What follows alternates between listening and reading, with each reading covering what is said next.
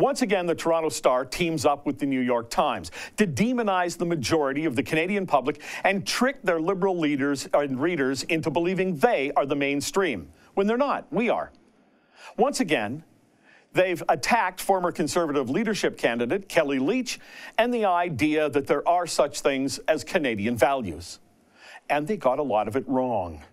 I can forgive the New York Times for not knowing what goes on here, but not the Star for printing it. It just gives a reason to their most uninformed liberal readers to think that they are well informed. The column was titled, "Kelly Leitch Blasted for Condemning Syrian Refugee Program." So what? Condemned by whom? The New York Times? The Star? Not by Canadians. The story had to do with a report in the Toronto Sun about a Syrian refugee who beat his wife with a hockey stick for half an hour, who then claimed he didn't know it was wrong to do so. Others say they told him it was wrong when they found out he'd done it before. You got that? He'd done it before. Yet we let that sort of man in.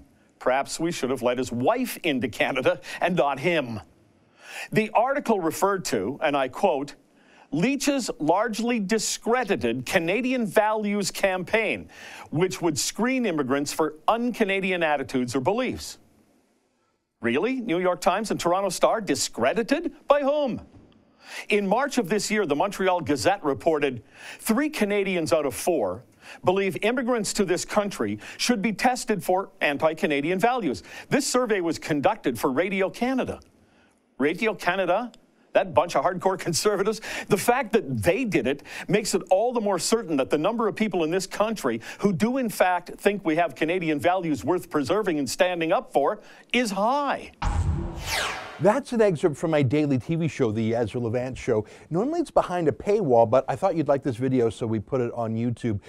If you want to subscribe to watch The Daily Show every day, including always 2 interviews a day, and I read my hate mail, just click on this screen and become a premium member.